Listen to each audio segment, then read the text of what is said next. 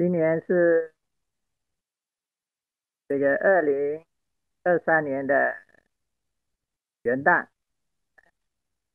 从这个从这个公历来说哈，也就是这个新年的这个第一天。那首先呢，这个我要给大家新年的祝福啊，祝福我们大家在这个新的一年里，哎、平安、健康、吉祥、欢喜，并且在这个菩提道上远离一切障缘，精进的修学，能够真正的走在菩提道上。同时，我们也要祝愿我们这个社会啊，要这个和谐安定，风调雨顺，国泰民安，人民幸福平安。那这个2022年，我们走过了这个不同寻常的一年，啊，这个当然也不只是一年了，我们这个疫情啊，也已经经历了3年。这个3年以来呢，我们这个世界这个也面临着各种自然灾害，包括这个火山的冲突、地震，也包括这个3年的瘟疫，啊，还有呢这个国际冲突，这个国际冲突大家也都在担心啊，这个担心不断的升级啊，升级为这个世界战争、第三次大战，甚至核战争，很多人都是在担心。然后呢，还有呢，大家在这样的一个环境下，其实真正能过得好的人，其实也不多。你看各种这些企业、产业，服务业，这个就面临着停摆，这个还有各种焦虑、抑郁，各种烦恼。所以我们看到呢，这个人类啊，真是越活越不容易，越活越不容易。这个不容易的原因在哪里呢？根源在哪里呢？这个其实主要还是因为人类的贪嗔痴，这个贪嗔痴。从这个西方的这个工业文明、科技文明，哎，到这个商业文化，这个长期以来，哎，人类为了发展经济、发展科技，不断的希望能够占有更多的财富，不断的鼓动欲望，所以这个由此呢，这个造成了生态环境的破坏。同时因为自身的这个贪欲的这种膨胀，也带来了各种焦虑、各种抑郁，这种贪嗔痴的发展，给每个人以及给这个世界都带来了极大的破坏。人类这个几千年，甚至我们说地球是通过几亿年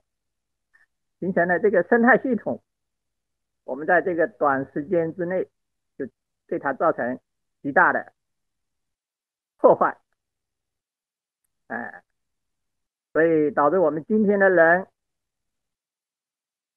我们也感觉啊，这个越活越不容易。本来我们原来想着科技发达了，经济发达了，我们应该这个世界是越来越美好了。哎，到时候我们想什么要有什么就有什么了。这个就是什么大同世界啊，什么这个就是似乎就我们希望人间净土就可以在这个人世间真正实现了。哎，但事实上呢，不是这样子。哎，这个恰恰是因为人类的这种欲望的过度的发展带来的各种环境问题、社会问题和人心问题。所以我们真正的要去改变这个世界，要改变每个人，其实我们还是要回归到我们东方的智慧，东方的智慧，不管是这个儒家的讲的这个修身齐家治国平天下，还是佛教讲的心静则国土静，其实都是从改变我们生命的个体，哎，改善我们每个人，让我们每个人变得更加美好，通过个人的修身养性，啊，心灵净化，道德建设，每个人都有更多的慈悲和爱。我想呢，这是改变世界的关键，就是我们东方智慧的思路。所以，人类需要觉醒，人类需要觉醒，人类需要看到我们目前啊，我们这样的一个发展思路，我们这样的一个追求幸福的思路，就是我们已经碰壁了，这条路是走不通的。哎，当然我们并不是说我们不要去这个发展经济呀、改善世界呀，关键我们还是要改变人心。那么改变人心呢，最重要还是要从究竟的意义上来说，其实还是要走向觉醒，走向觉醒。我看在这个东西方的文化里边，有两个有两个观念，两种非常的重要。一个呢就是智慧，大智慧；一个就是慈悲大爱。就是不论是哪一种文化，都是推崇的，推崇智慧，推崇慈悲大爱。那么如何呢能够去开启智慧？如何呢能够去这个培养，让更多的人都能够拥有慈悲大爱？我想呢，这个是非常重要的。虽然大家都很向往这个这样的两个重要的这个理念，但是怎么去落实啊？嗯，怎么去开启智慧呀、哎，怎么去真正的怎么样去开启人类的慈悲大爱，让每个人都有这种大爱，这个是很难的，这是很难的。各种哲学也在讲，各种宗教也在讲，但是佛法的智慧呢，它会给我们提供了一个真正开启智慧以及真正实现慈悲大爱的方法，不仅有理论，也有非常具体的操作方法。这个我们过去三级修学长期以来，其实我们一直就致力于对这两大内涵的认识和实践。所以这个2023年是作为新的这个是一个现在今天是元旦哈，我希望它会成为我们人类社会经历了这个疫情和各种灾难之后，我希望它会成为一个新的起点。这个新的起点呢，那也就是我们希望通过传承传统的优秀文化，来为人类开启正念和慈悲大爱。这个正念和慈悲大爱呀，也就是觉醒的两大内涵。我们讲觉醒，这个觉醒有两大内涵，一个是正念，一个是慈悲大爱。所以觉醒的落实，就是要落实到这个两大修行，一个是正念的修行，一个是慈悲大爱的修行。所以我希望这个2023年可以成为一个觉醒的元年。这个美国纽约日报啊，这个讲到这个人类现在当今世界的10大奢侈品，有10个奢侈品。当然，这个奢侈品，他说这个10个里面没有一个是物质的，没有一个是物质的，什么包什么那很多名牌我说不上来哈。这个10个里边呢，第一个就是生命的觉醒。十大生命品牌，10个这个品牌里边，第一个就是生命的觉醒。所以我想呢，这个唤起更多人的觉醒，生命的觉醒，慈悲大爱，我想这是世界的希望，也是人类的希望，也是人类的希望。所以这个第一点呢，我讲了一下这个觉醒的意义，然后第二点就是我想讲一下这个我们怎么样去开启觉醒。从佛法的角度来说，当然我们从佛法的角度来说呢，这个佛就是觉醒的意思。佛陀这个出现在这个世界，对我们人类的最大的意义是什么呢？就是发现了每个人都有觉醒的潜质，每个人都有自我拯救的能力。正像《法华经》里面说的，诸佛世尊为一大事因缘出现一世，这个目的就是要开示悟入这个众生悟入佛的知见，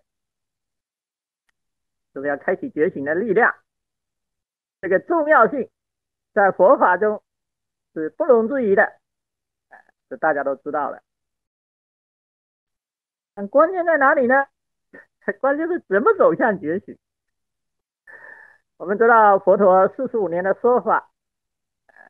以及这个历代祖师啊，这个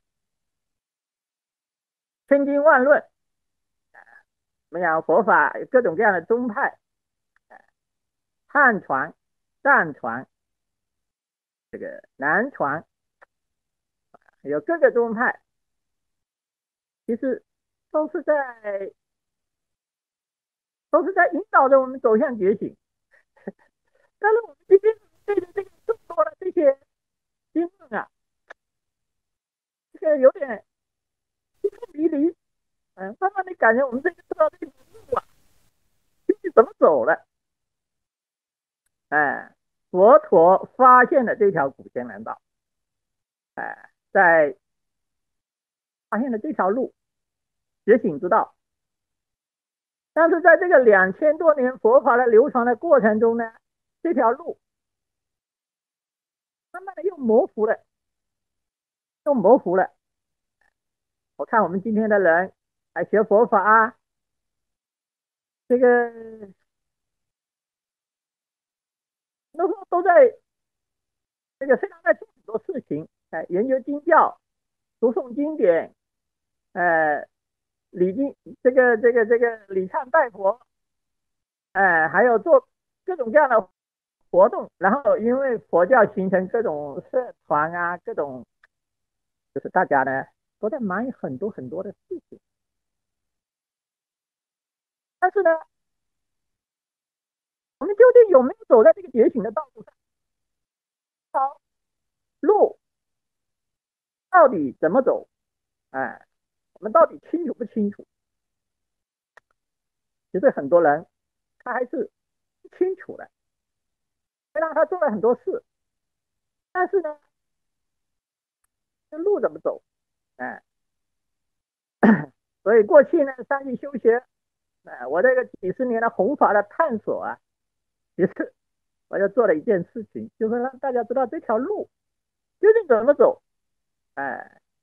这个目标，这个这个路径，方法能够清清楚楚的，这个是有过去一直在做的这么一件事情。那么我们从佛法来看呢，这个我们想要通向觉醒，这个觉醒的关键点到底在哪里？比如说，就像我们要去一个房间，这个到一栋大楼里，这个很大很大的一个豪宅里边，哎，然后这个豪宅里边呢，这个豪宅有很多很多的房子啊，就像一个村庄比一个大村庄，或者说就像一个城市那么大一样。然后这个城市里边呢，其中有一栋房子，房子里面有一个房间，房间里面呢藏着一个无价的宝珠。那一方面你要在城市里面你要找到这个房子也不容易，第二个你找到这个房子了，这个房间的门锁着，哎，你需要找到这一把钥锁，哎，能够打开这个门。我觉得这个呢是一个很关键的。但是很多人呢，他可能就是在这个城市的这个村庄里转来转去，转来转去啊，哎呀，这个转来转来，后来就变成逛街了。忘了我是来这里找什么了，因为他根本就找不到。后来只好就逛了，哎呀，看到什么好玩的就去玩玩，什么好玩的就去玩玩。他流连忘返，最后他根本就忘了我到这里来究竟来干什么了。然后既然这个找不到嘛，就在那里逛来逛去啊，然后就开始安营扎寨呀、开始过日子啊。可能我看很多人学佛，可能就是这个样子的。所以这个问题在哪里呢？就是不知道关键点在哪里，不知道这个关键点在哪里。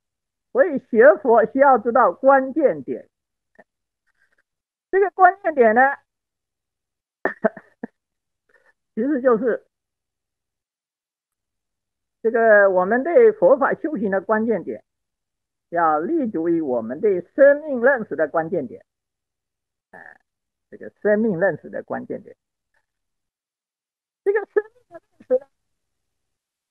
比如说这个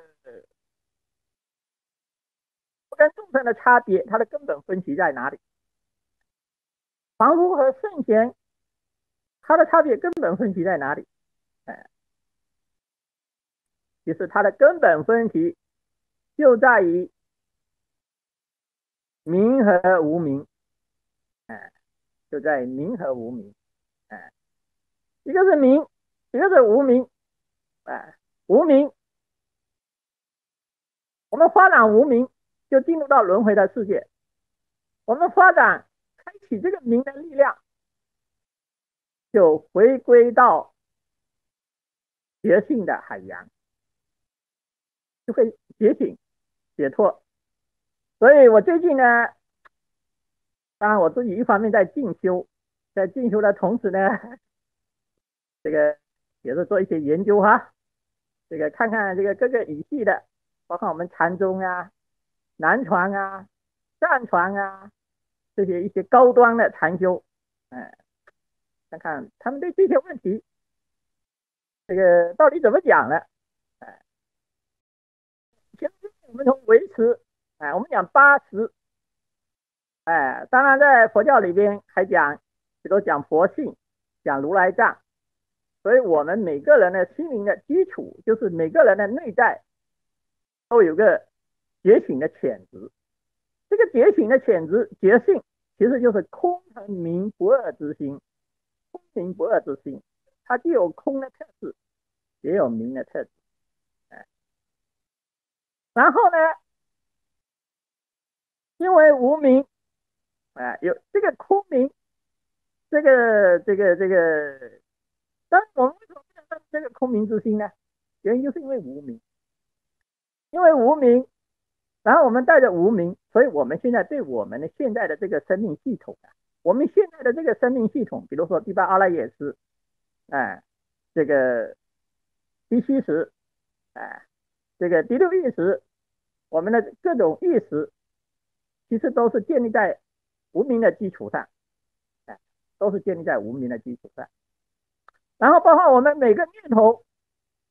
就是从明和无明开启处，一个是进入空性，一个是进入到凡夫心，一个是进入到凡夫心，这是一方面。然后一方面，其实我们每个念头里边，比如说我们现在每一个念头升起，每一个念头里边也都包含着这个两个成分，一个是明的成分，一个是无明的成分。比如说我们很多时候，我们在做很多事，我们在想很多事，其实我们都是在无明的状态。无明的状态有什么特征呢？就是不知不觉，无明就是不知不觉，凡是不知不觉的，表示无明状态。凡是你能够清清楚楚的，比如说我在走路，我在说话，我在想什么，我清清楚楚的知道我在走路，我在说话，我在想什么，这就是代表着明的力量。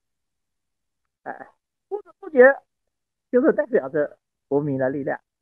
如果当你一个念头升起的时候，不知不觉你就进入无明状态；如果你清清楚楚了，那你就进入明的状态，就是明的状态。所以呢，解脱在每个当下、每个念头、每个当下都是可以实践的。修行它是可以在日常生活中，所以我们现在为什么要？刚才讲过，这一把钥锁到底是什么？就是你要进入到开启这个宝藏的这个房间，这个房间呢，它需要一把钥锁。这个钥锁是什么？这个钥锁其实就是正念的修行，就是正念的修行，就是正念，正念就是觉知，觉知就是开启明的力量。当我们开启这种明的力量的时候，我们就可以在每个念头中，每个念头升起的当下，它自己就能解脱。所以佛法的修行也不是我们要采用很多方式去解决这些念头，很多念头去解决烦恼，而是每个烦恼、每个念头，它是隐含着无明的成分，也隐含着明的成分。你带着正念去看待，比如说你的念头、你的烦恼，你不必抵触，你只要带着正念去面对它，这个念头、这个烦恼，当下对你就不会产生任何伤害，它就会回归到觉性的海洋。这个道理就像什么呢？就像大海里边的波浪，纯波即水，所有的波浪本质上都是水，所有的妄念、所有的烦恼本质上都是觉性，就是因为无明把它扭曲了，所以它就变成烦恼，就会变成给我们制造各种痛苦。所以，当我们修行的关键点在哪里呢？就是当我们每一个念头升起，还是我们面对每一件事情的时候，你怎么去对待它？你是用你的轮回的创习去面对，是用你的那种轮回的贪嗔痴的创习去面对它，去处理它，还是你用正念去面对？如果你用原有的创习，比如说你看到你动一个念头，你看到一个境界，你这里边可能就伴随着我执，伴随着贪嗔痴，这样的一个轮回的系统，就是我们生命里边事实上有两个处理念头的系统，一个是轮回处理轮回的系统，一个是觉醒的系统。觉醒的系统事实上就是正念，正念就是你带着轮回的系统，就是我们平常的人，我们看到每一个事情的时候，我们给它概念，我们有很多设定，有很多期待，有很多我执，有很多喜欢不喜欢，有很多抵触、对立、贪着，所以呢，我们绝对呢就进入到轮回的系统里边去了。那如果我们呢用正念去处理，用正念去处理，那其实每个念头啊，只是一个念头，每一种烦恼，烦恼它也只是一种，也是一种心理状态，也是一种心理状态。当你用觉性去处理的时候，这个烦恼，这个念头啊，当下它自己就解脱了。所以每个念头里边都隐含着解脱的力量。所以这个就是为什么我们要去推广正念修行的，啊，一个重要的原因。所以所有的修行里边，这个正念的禅修，这是一个非常关键。这个正念呢，当然跟现在我们说的这个西方所提供的正念，这个心理学界流行的正念也还是不太一样。因为心理学的正念呢是偏向一个这个技术性的，它是偏向技术性的。那我们现在讲正念，立足于大念处经，要立足于四念处三十七道品的这个角度，来谈正念。这里面有正知，有正见，有出离心、菩提心，有如法的戒律来支持。那么这样的一个正念，这种正念的修行，这种立足于四念处的这种正念的修行，它就是帮助我们走向觉醒、走向解脱的关键所在，就是这把钥匙，就是这把钥匙。所以你在每一个念头里面，你只要用这把钥匙去开，每个念头当下就是解脱，当下他自己就能解脱。你用轮回的心串起去面对，那么所有的念头、所有的事件都会成为你的轮回的真善缘。你用这个正念去面对，那么所有的烦恼、所有的念头，当下自己就解脱了。解脱本身就是我们的每个念头里边本身都隐含着解脱的力量。就是我讲的，心有这个明和无明，每个念头里边都有这个两个成分，这是一个很关键的问题哈，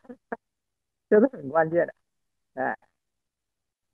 这是我讲到了，就是正念是开启觉醒的这个钥锁。哎，那么过去呢，这个三级修学啊，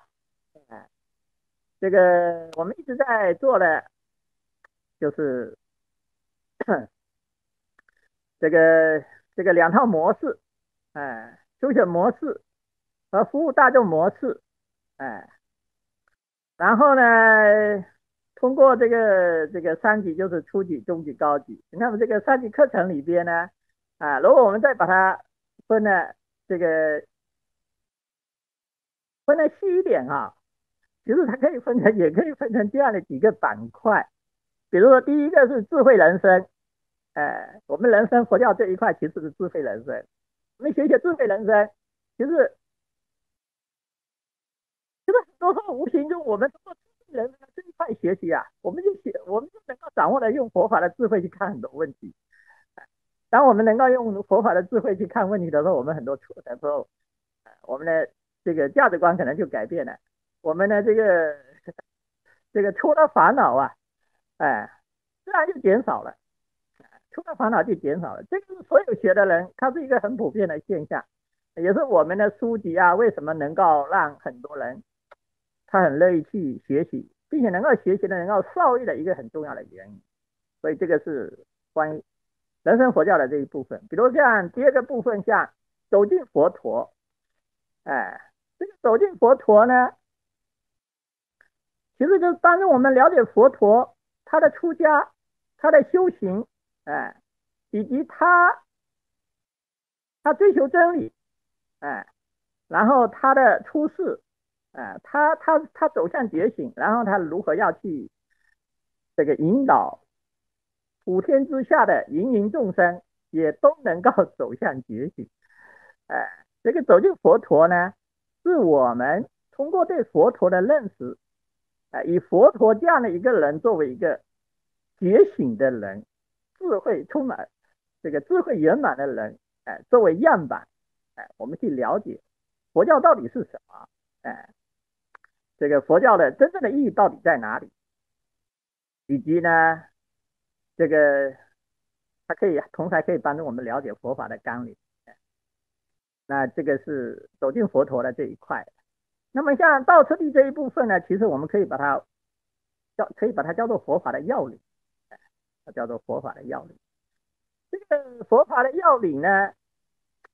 比如说像道次第里边有几个部分的内容哈，像暇满义大，这个念死无常，轮回是苦，到这个生信业果，这个四个观念其实蛮重要的。这个四个观念它是可以帮助我们，比如我们光是学一些人生佛教啊，我会觉得哎呀这个世界挺好啊，哎呀很好玩啊。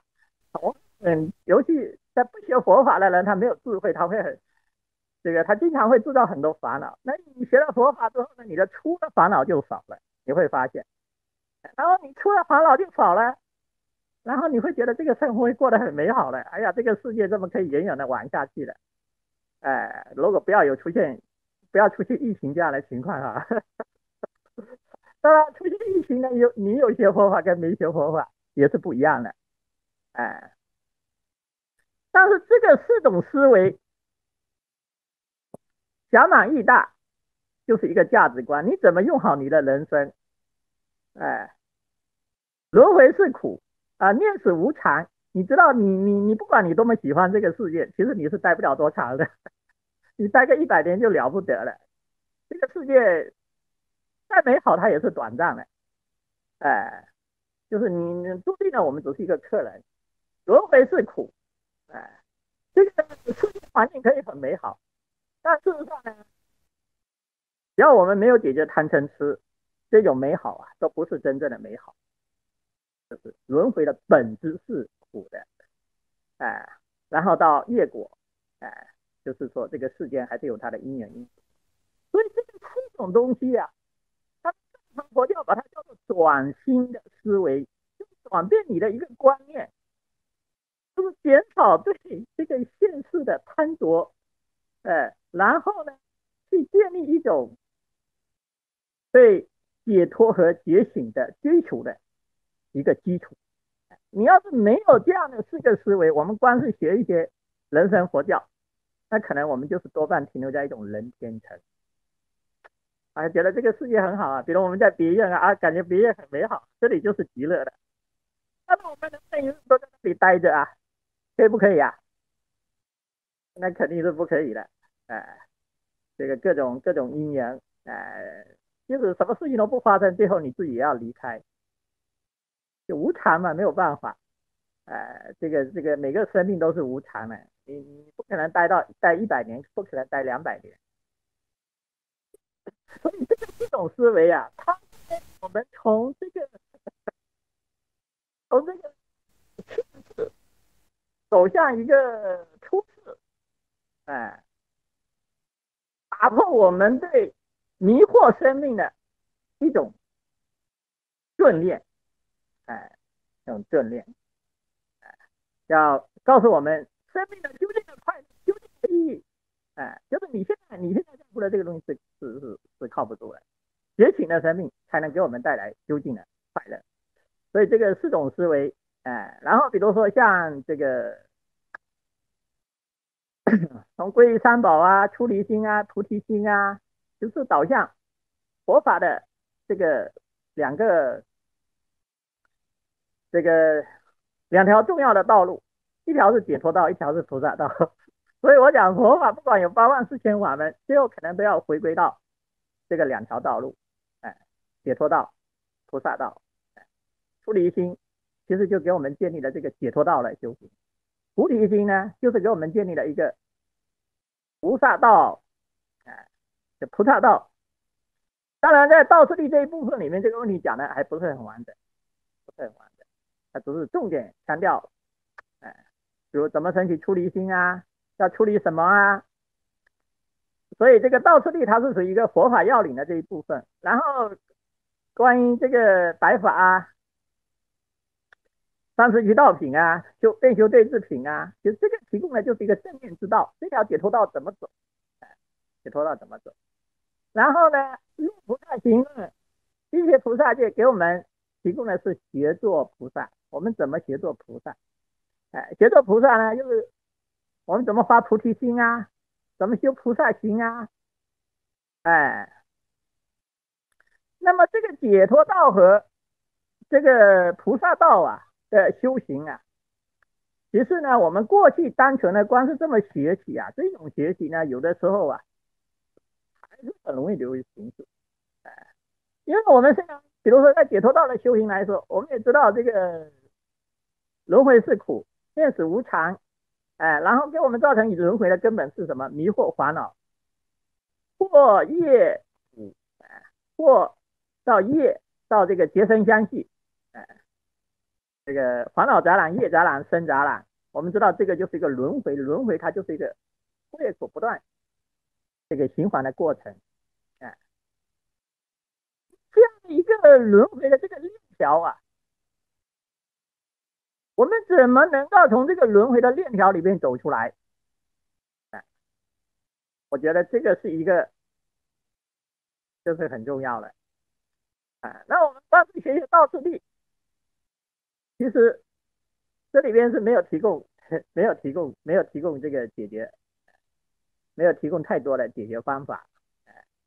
所以这就是要落实到这个正念之道，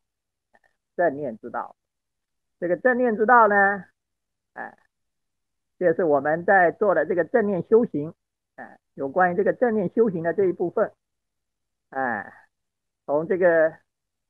初级正念，这个中级正念，到这个高级的正念的修行，这个3级的正念的落实特别重要。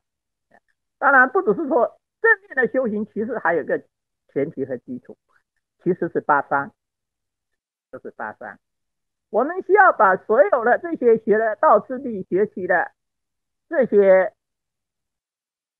正念之道的有关内容，能够变成我们的认识，变成我们的观念，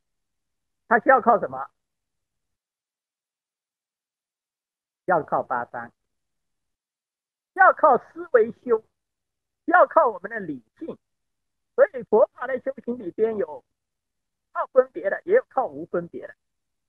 83的修行就是要靠分别，靠我们的理性，靠我们的理性去改变我们的观念，改变我们的心态。如果我们没有通过这一块呢，其实我们光是修正念其实是修不好的。修正念，它也就是把它作为一个短期的解决一些心理问题。佛法的修行，它要改变我们的整个这个心灵世界的一个生态系统。比如说我们的价值观、我们的发心，这个我们的生活方式，以及我们对这个世界的认识。对世界的认识其实有2个东西。这个对这个世界的认识其实就是牵涉到一个正见。这个正见这一块是特别重要的。为什么当我们每天有这么多的念头，这个它会干扰着我们，会影响着我们？其实主要是因为我这些念头念头的基础是什么？念头的基础是我们的认识。我们的认识呢在哪里呢？就是我们把这个世界、把自我看得太实在了。我们一方面把自己看得太实在了，一方面把这个世界看得太真实了。哎，这样一种自信见，它其实就是轮回的支撑点，就是支撑点。所以佛法的知见从苦、无常、无我，无我就是告诉你，无常就是告诉你一切都是变化的，你不要幻想永恒。无我就是告诉你，这个不是你，它跟你都只是一个暂时的关系。这个无自性空呢，它你知道，你所看到的世界，实际上都是一种假象，它不是那么真实，都是一种条件关系的假象。现在的这种量子力学啊，也是充分的在说明这样的一个道理。就是我们看到世界都是一个假象，都是一个条件关系的假象。那么唯识它告诉你一个什么呢？你看到的世界是不是客观世界啊？其实不是的，是你内心呈现的影像，是你内心的影像，它是一个梦，它是一个梦境，就是一个你内心的影像。其实这样的一个认识啊，你每天需要不断的去告诉自己，需要不断的就是当我们能够真正能够这样看的时候，这个外境它对我们产生的这种干扰，产生的影响就越来越少。哎，我们的贪嗔痴事实上都是建立在一种我执和法执的基础上，因为我们把这些东西看得太关键了，太重要了。所以正见就是我们在禅修的过程中，经常也引导大家，我们禅修的时候，其实就像我们现实生活中也是一样，我们每天都会面对两个东西，一个是念头，一个是影像。同样，我们禅修也是一样，我们会面对的一个是念头，一个是影像。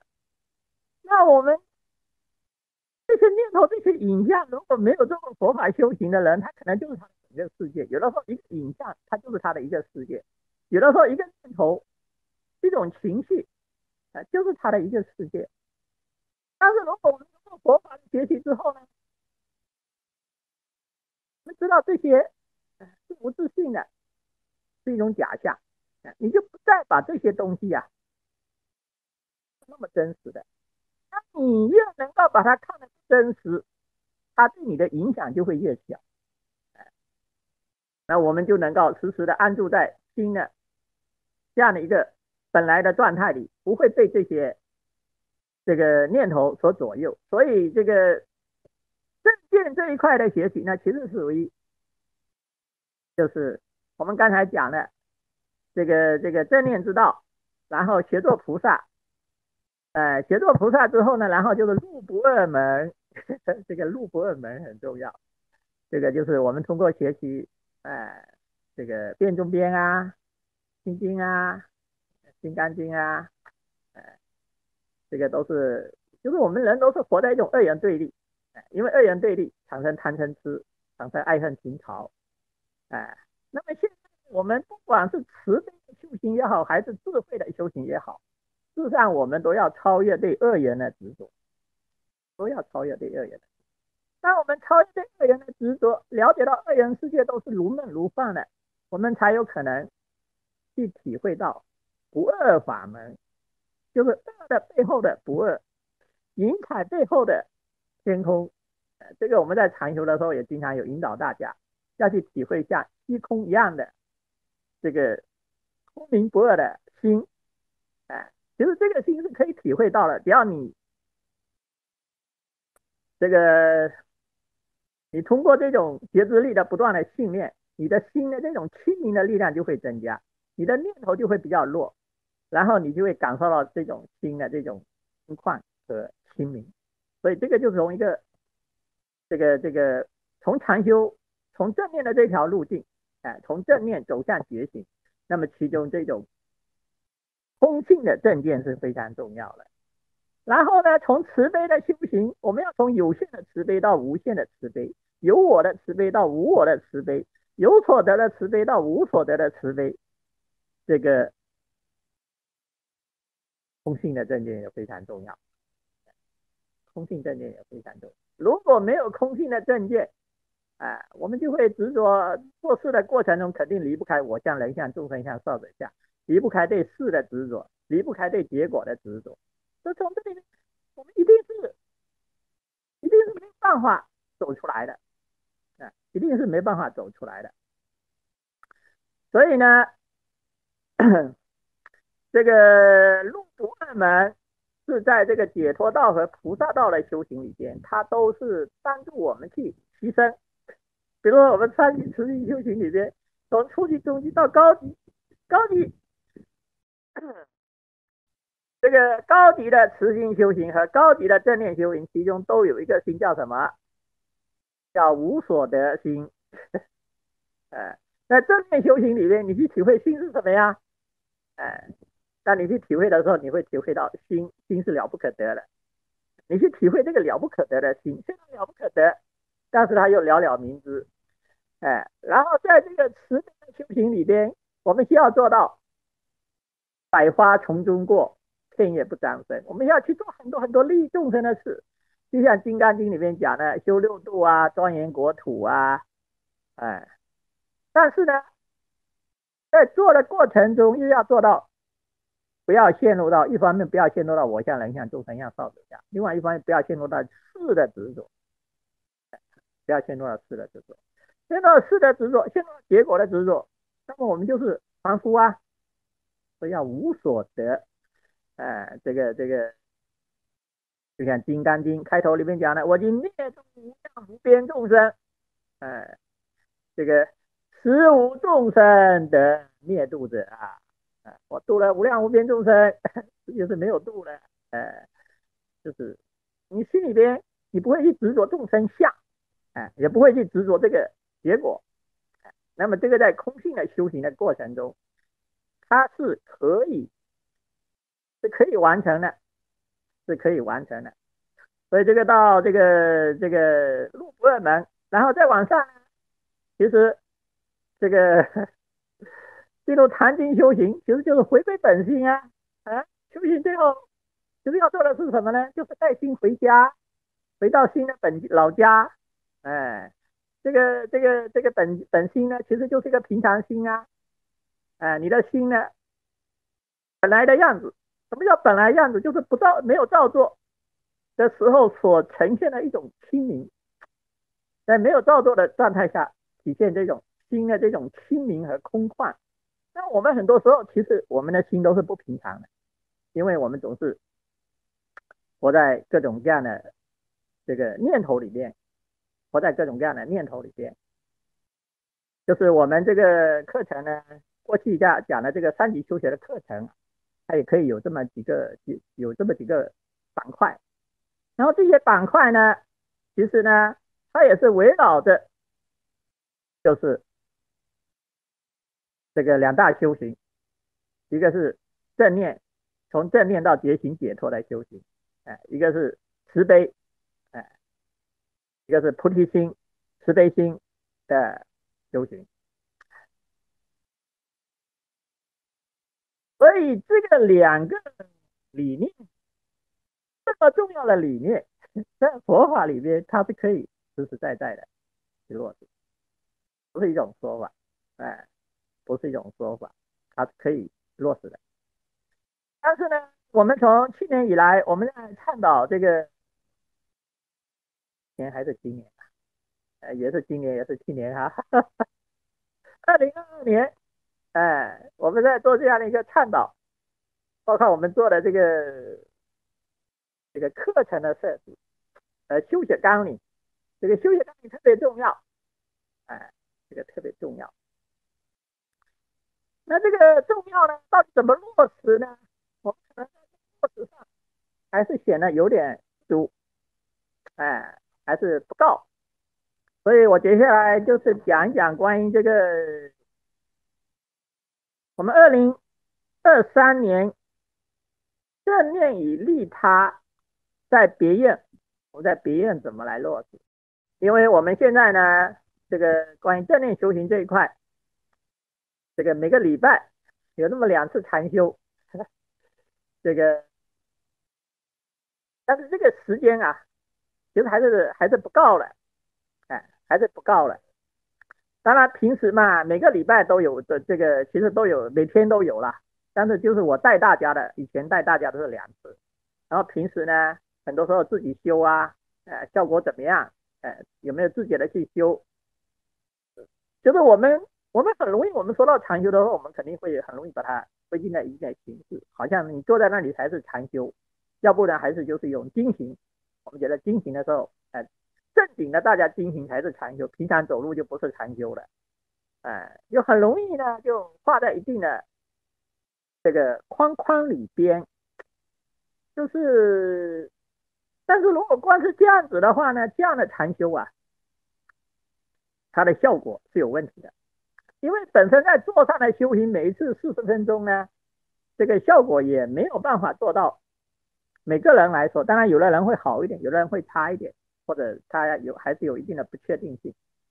所以如何能够做到这个禅修，真正的能够跟我们的这个生活啊，能够打成一片，真正的能够把禅修落实到生活中，这个其实就像在这个禅宗里面讲的，禅就是在日常生活中啊，这个行一禅，坐一禅，以默动静，喜安然。什么搬茶用水啊，翻译吃饭啊，禅就不是一种特定的形式，我们需要把这个禅呢，就是变成一种生活，变成一种生活。怎么变成生活呢？其实呢，这次我们做了2个表格，一个是关于正念生活日记，一个是关于利他禅修周记，周记就是一周记一次。那正念生活日记呢，就是每天都要记。那这个日记这个表格啊，也是我们这2天跟几个小伙伴们我们也通过这个讨论，然后形成了这样的一个表格。这个表格主要有2个方面，一个方面呢，就是告诉大家我们作为正念修行，它有哪些重要的元素。你的这些元素啊，你每天你要检讨自己，当我作为正念修行的时候，我这些元素里边，我到底都具备了没有？这个元素我把它列了，一共基本的有10个，然后呢附送这个附带的赠送2个，12个。这个基本的2个10个是什么？这个就是首先呢，就是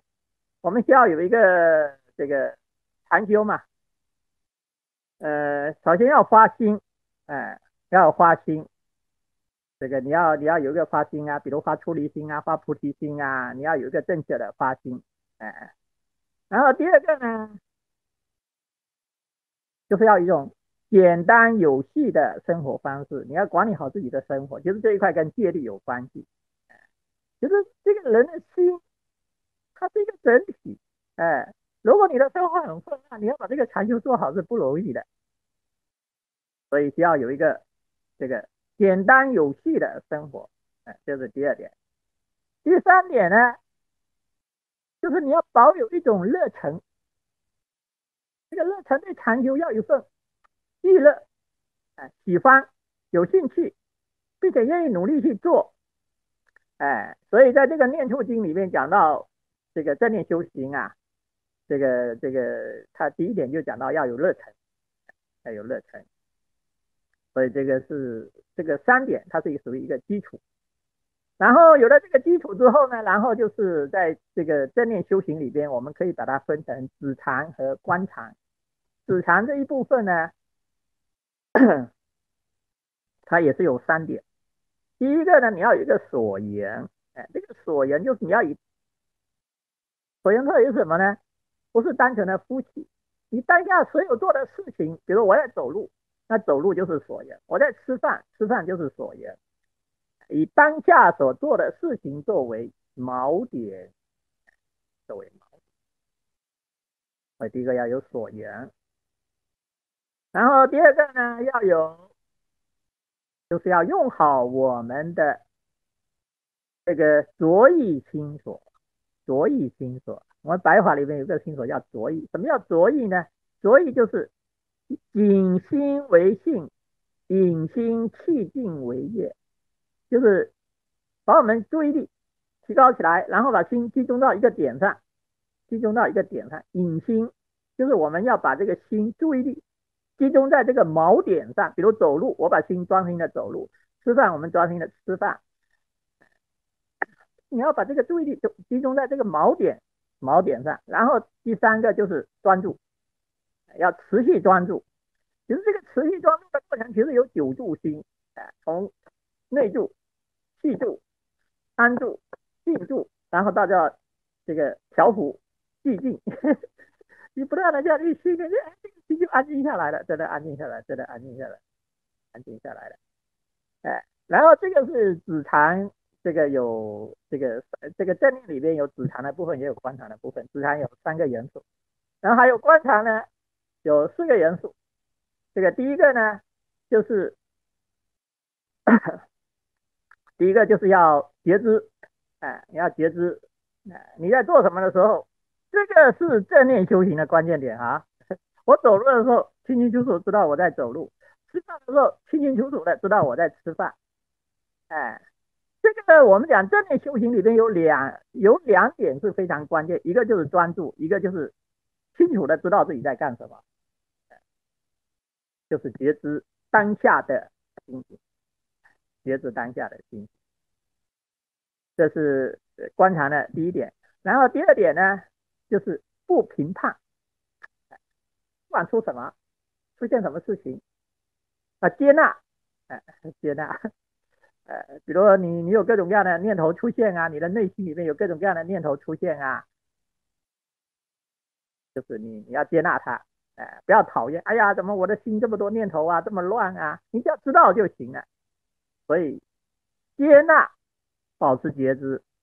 然后不评判，不要觉得我的念头好啊不好啊，我们只要保持觉知都是好的。这个我们前面说过，只要你保持觉知的时候，所有的烦恼、所有的念头，最后都会带回觉性海洋。如果没有觉知的时候，其实即使再好的想法、念头，它也是一种妄念，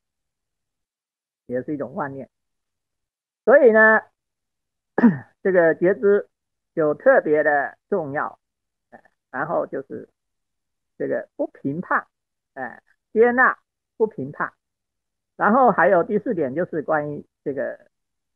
就是要以因缘因果因缘缘起的正见，比如说无常啊、无我啊、无自性空啊，你要学会这个应用这样的一些正见去观察。那么这样现在加起来有多少点呢？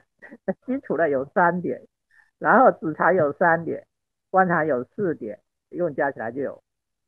10点，对吧？这个是作为我们基础的，就是作为正念修行，我们每天要勾一勾，你每天这些要素到底都有没有？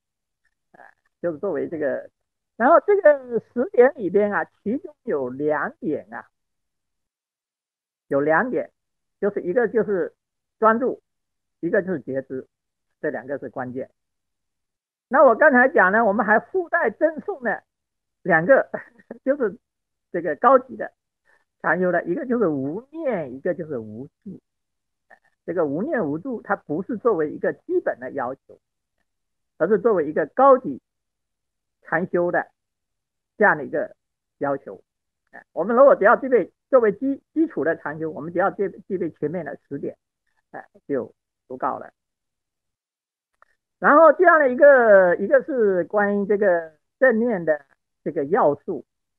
元素有哪一些构成了我们作为正念修行的元素。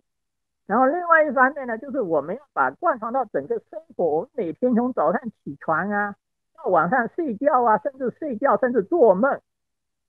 就是我们需要把这个禅修带到方方面面，这个才是我们很重要的。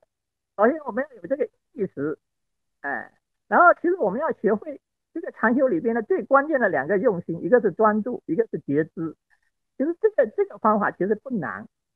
其实不难，关键就是我们需要去持续的训练，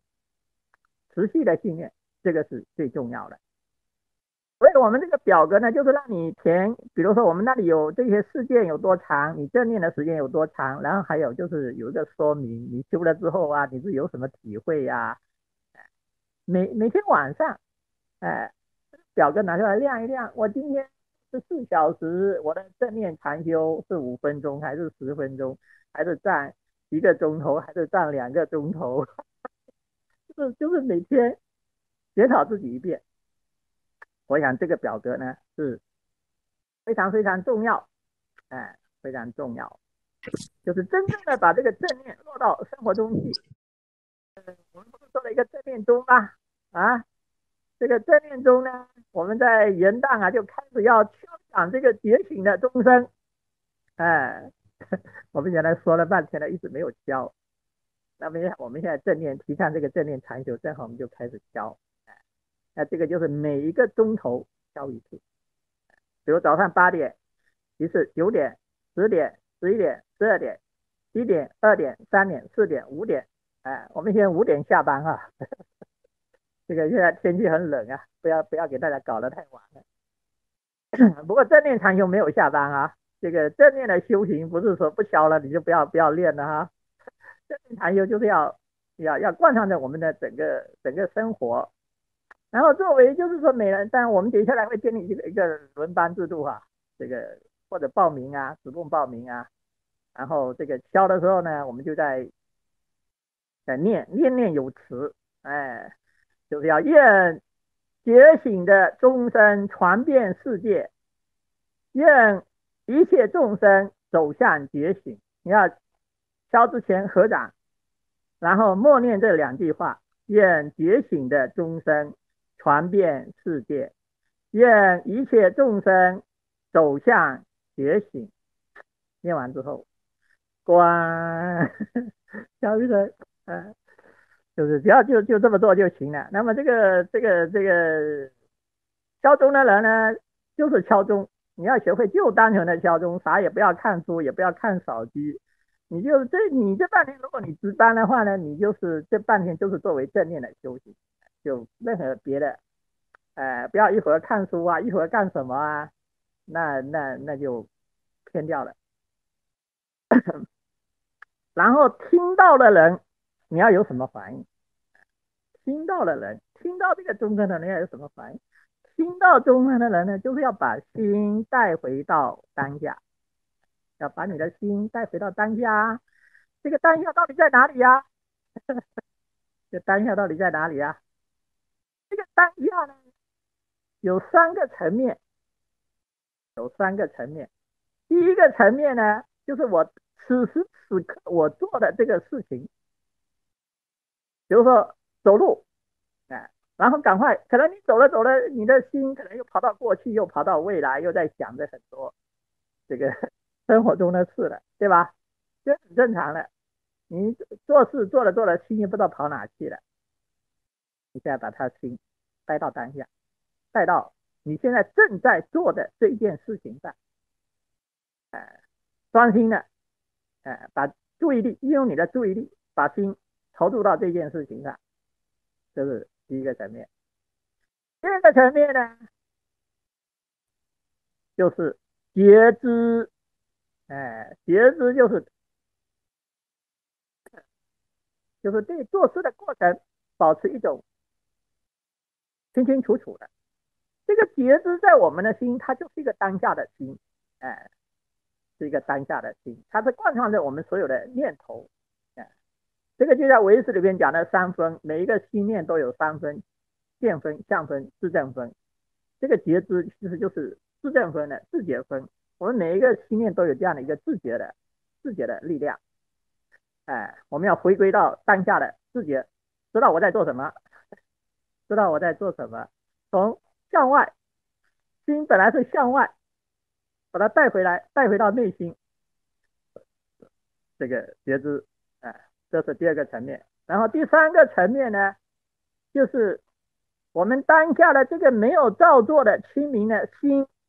这个是究竟的当下，这个是超越时间的当下，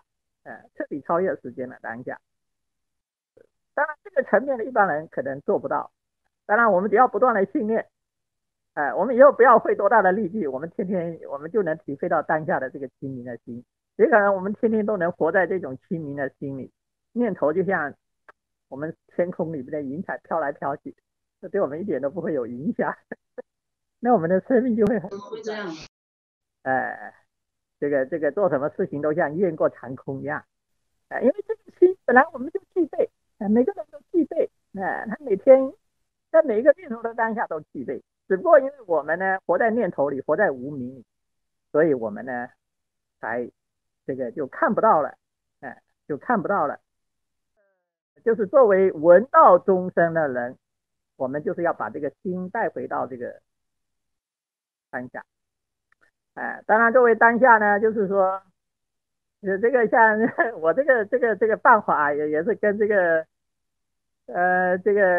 过去我去过那个一行禅师的那个梅村啊，这个梅村呢，他们就是有这么干的。哎，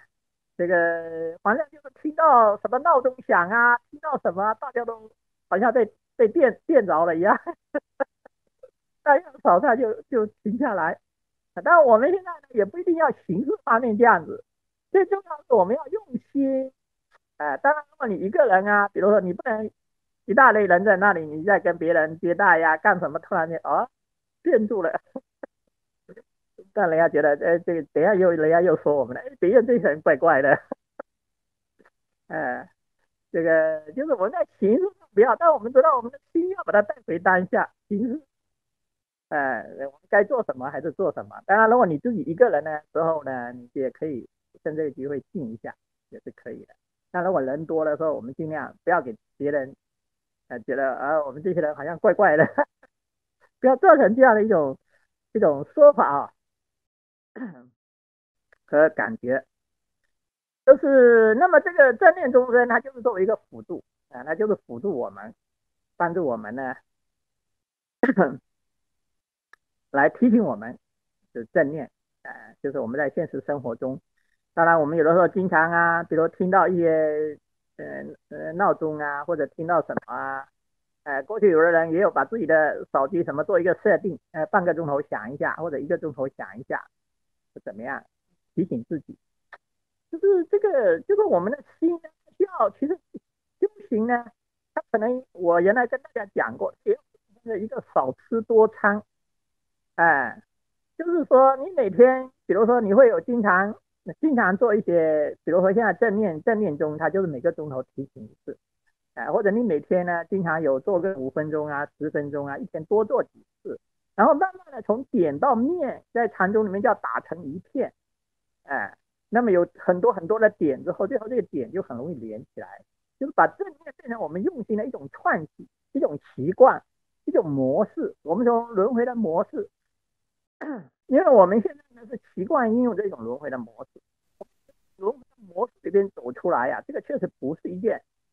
这个很容易的事情，所以我们需要去努力。呃，在努力的过程呢，总是痛苦的。你看，就像企业啊，这个婚姻啊，还是什么事情，在转型的时候都是不容易的。这个修行也是一样，你要从凡夫心转到觉醒的轨道，它也不容易。但是，一旦你习惯了之后，你就会尝到这样的一个甜头。当你在正念中，你的生命就会越来越自在，就会越来越欢喜，而且你内心的那种，就是我感觉我们内心的这种清明的力量，慢慢的就会从一个模糊变得越来越清明的，然后呢，从很没有力量变得越来越有力量了。这个是一个必然的过程，就是我们需要去练。我们现在有了很明确的方法，很清晰的方法，我们需要做的就是需要不断持续的去练。那么这种练呢，就是我们把它这个贯穿到生活中去。就是通过不断的这个提醒，哎，通过不断的提醒，那最后呢，那解脱就没有问题了。很清楚，而且他可以告得着，这个做起来不难的。需要的就是，所以需要的是热忱，要努力。然后另外呢，就是关于他这一块呢，也是这个他就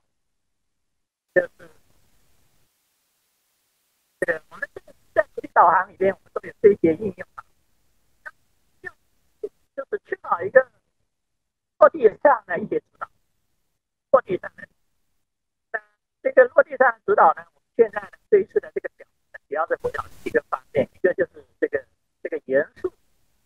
比如说从实心啊到随体这个理解同情接纳，每个元素把它列出来。这些元素呢，其实很多时候我们也经常在听大家讲，哎呀，我感觉自己感恩心缺乏，感觉自己这个慈悲心缺乏，感觉自己什么什么。这个就是说，因为我们没有去这个训练，没有实实在在的针对具体的人、具体的事去训练，所以呢，它需要具体的训练。所以一个呢，就是我们了解我们要修的有哪一些心。第二个呢，就是这个修的有几种方法，有几种方法很重要。这个方法里边呢，这个就是我们在这个表格里边列举的大概有3、4种。第一种呢，就是利益思维，就是倒次第的思路了。我这样修的不修的过犯。第一个是利益思维，第二个呢是持经的修习。持经其实要认真修的，我们不断的修，每天想着愿我无敌意无危险，愿我没有什么这个痛苦那个痛苦，愿我没有这个身体的痛苦，愿我没有心理的痛苦，愿我保持快乐。然后我们去愿身边每天都在真正的把这些想法变成自己的愿望。最后呢，久而久之，我们就会成为一种慈悲的存在。我们的存在就是一个慈悲的、慈心的存在。我们就会成为一个源源不断的散发慈心的一个存在，而不是一个贪嗔痴我执的存在。所以这种东西完全是可以修炼的。然后以慈心为基础呢，然后就会这个建立这种感恩心啊、随喜心啊、理解同情接纳，然后最后这些所有的心的修行，又是在帮助我们更好的这个实践这个慈心。然后第三个呢，就是有关于缘起思维。缘起思维是特别重要的。我们很多时候我们说这个理解同情接纳啊，什么很多东西不容易做到。为什么不容易做到呢？原因就是因为我们缺少一种缘起思维。我们所有的想法都是立足于从自我的感觉出发。当我们从自我的感觉出发呢，我们就会带着自我的标准去看别人。我们经常会觉得某些人，哎呀，这个人怎么会这样呢？他怎么会这么想呢？他怎么会这么做呢？为什么我们会这么说呢？原因是因为我们完全站在自己的感觉、自己的标准。就是每个人他有他的成长经历，他有他的感觉，他有他的标准。所以缘起的思维就是要从自我的感觉里跳出来，能够从对方的角度设身处地的去为对方着想。当你想到对方的处境、他的成长、他的教育，他为什么会做出这样的举动，他为什么会说这样的话，你自然就能理解他，自然就能同情他。如果你永远站在自己的角度，那你是没有办法做到的。所以缘起的思维是我们修慈悲心的一个非常关键。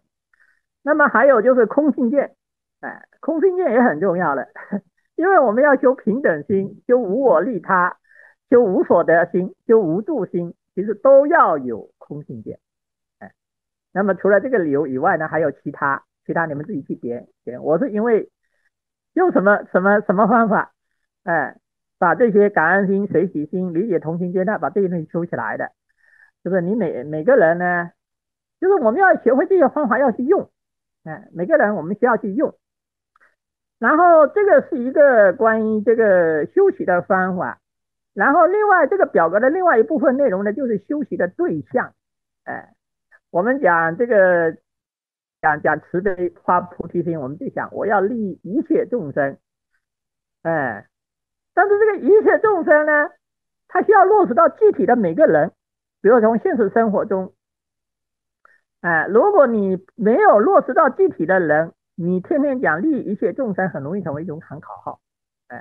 就像讲全心全意为人民服务，大家都在讲全心全意为人民服务，但是呢，对具体的人民，你反而没感觉。那同样，我们学佛修行的人也是一样，你讲我要利益一切众生，我要慈悲一切众生，但面对具体的众生的时候，你还是活在自我的这种我执我见里，活在自己的贪嗔痴里边，你对别人没有关爱，没有温暖，哎、那这种现象在我们现实中也是非常多的。所以我们这次表格里面有一栏，就是你修的对象有几类人。首先，第一个是跟你共同生活的人，比如说你的孩子啊、父母啊、兄弟姐妹呀、第二类呢，跟你一起工作的人，你每天跟你工作上班啊，一起在一起做事的这些人。第三类呢，就是跟你一起修学的人，我们每天比如说大家这么一大班同学在一起，你对身边这些同学有没有慈悲心？然后第四类呢，就是还有就是很多人呢，除了这些人以外的所有的人嘛，都可以把它列入到第四类，就是外人，比如跟你没有关系的人啊，你能不能？因为我们修慈悲心，他不只是对身边的人，他还要对一切众生，不仅仅是人类，还要动物等等。所以就是针对这个四类人，然后呢，你每天的表格就要填哪一种心，用什么方法对哪一个人，你可以在那里打勾。然后每一周你可以写一篇日记，我这个修的怎么样啊？有什么心得啊？这东西是不是很好啊？嗯，当然我们接下来把它做成一个什么 H5啊，什么之类的东西啊，每个人都能用，凡是这个修学的人啊，都能用，那我们希望别院呢，我们在这一块呀，我们先把它用起来，因为我们别院，这个以及我们几个道场啊，我们来做这个事情呢，是最有条件的，是最有条件的。这个我们刚才讲的，围绕着两大信念，一个是智慧，一个是慈悲，通过正念，来开启智慧觉醒，然后一个是这个开启这个慈悲大爱。我想这个是人类，这个共同向往和推崇的这个两大信念。那我想呢，我觉得未来这个世界啊，特别需要，就像我们这个曾经做过一个跟周国平老师的对话，人工智能时代，人类何去何从？人它的优势在哪里？人跟人工智能相比，人的优势在哪里？如果说我们说光是做一些具体的事情啊，那有人说可能未来70%-80%的事情人工智能都会做，这个那人的优势到底在哪里呢？人就是需要不断的提升自己，人需要不断的去提升自己，人类的提升自己呢，那就是要一方面我们需要不断的去认识自己，认识自己。我们这个佛教啊，自古以来它就是心性之学，它对生命的潜能，意识、潜意识，这个了解的是最透彻的。在东西方的文化里边，这个佛法对人性的认识是最透彻的。就像西方的这个心理学家讲呢，我们现在的人，我们的意识只是一个冰山上的一角。科学家也讲，我们人使用的大脑，它的这个细胞，我们使用的可能只有多少，也就是说，人他的潜力是无限的，每个生命，因为佛教讲心的本质就是宇宙的本质，所以每个生命都有两个层面，一个是有限性，一个是无限性。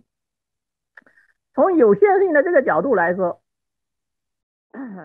这个人生真是太不足为道了，因为人生实在太渺小，实在太短暂。这个地球在这个太阳系里边，是微不足道了。那这个银河系里边大概有2000到4000亿个恒星，就是类似于太阳系、银河系。光一个银河系里边，银河系的直径有10万光年，然后在这个宇宙里边呢，可能又有2000到4000亿个像银河系这么大的星系。我们地球呢，在这个世界真的是在这个宇宙里面真的是非常渺小，我们人生是非常短暂。所以，如果我们光是着眼于生命的有限性啊，不管我们今天在这个世界多么风光、多么富有，其实都是非常短暂。所以佛法呢，告诉我们生命还有无限性。心的本质就是宇宙的本质，心包太极，量招杀戒。我们就要去开发生命的无限性，就是开发觉醒的潜力。这个宇宙非常大，心量更大，心更大。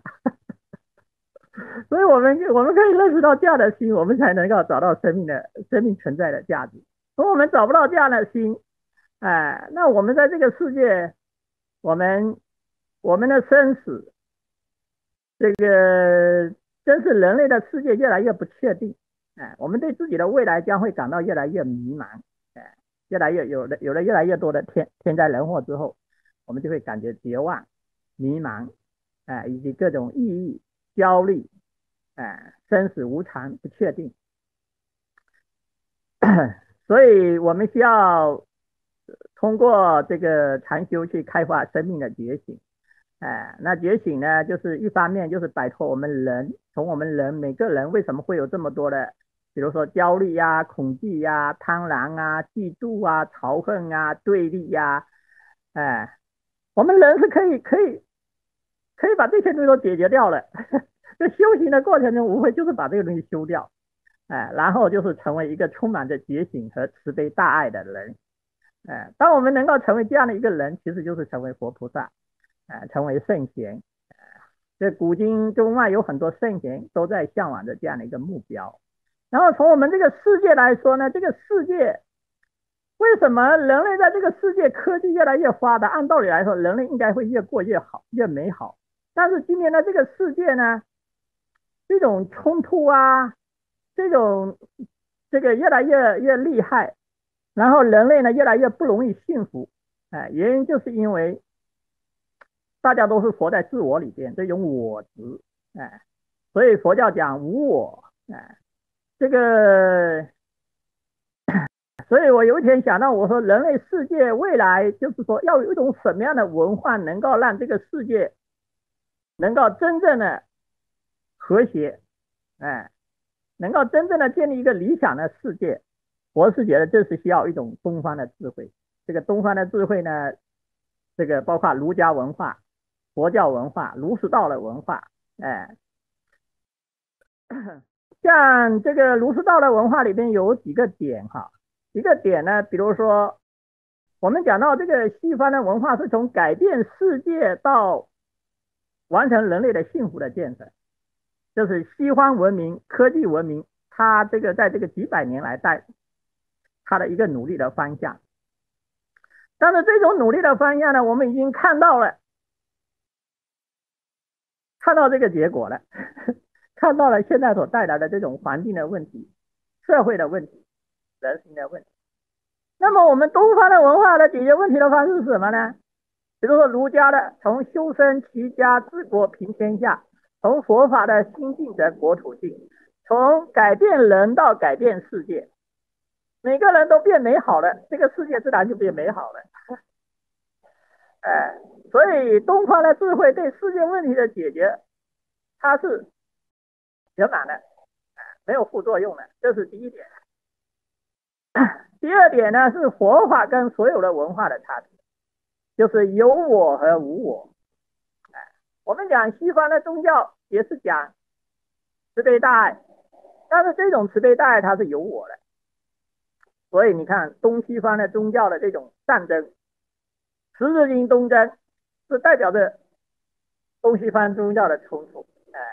虽然大家都在讲慈悲大爱，但是呢，大家同时又在宣导这个，我是唯一无二的，你要听我的，然后你也觉得要听你的，我也觉得我要听我的。所以因为这样的一个有我的这样的一种文化，它是导致了文明的冲突。但是佛法的智慧呢，所有的慈悲和大爱必须都要建立在无我的基础上。凡是从自我的利益出发，那这种修行都是属于凡夫行，都是属于凡夫行。所以佛教呢讲无我利他，没有自己的利益，只有众生的利益，只有世界的利益。所有以伤害任何人为目的来，不管你的信念多么高，只要你是以伤害别人为目的的，那都是不对的，都是不对的。所以我们在佛教的历史上，是不会因为宗教这个发生这种冲突的。然后第三点呢，我觉得西方的文化它是属于一个二元对立的文化，二元对立，而东方的文化呢是我们儒家讲的这个天人合一，佛教讲的一正不二，人跟宇宙是一体的，是和谐的，是一体的，宇宙就是我们的一部分，所以我们不能通过破坏宇宙、破坏环境来获取自己的幸福。我们要保护环境，保护每个人，因为全世界这个一切众生在本质上都是一体的，都是一体的。所以我想呢，这样呢，三种智慧，我觉得对未来人类世界的和谐安定是非常有帮助的。所以我们要倡导正念，其实正念现在已经昏迷全世界了因为作为在各个领域的应用，去帮助更多的人解决心理问题已经发挥了很大的作用那这个所以佛法的智慧佛法有着这种博大精深的智慧对这种正念与慈悲大爱的开启和倡导，我想呢，这个是未来这个人类世界的希望所在。因为我们在这个2013年开始，作为新的一年，我想我们可以把它作为这个觉醒的元年，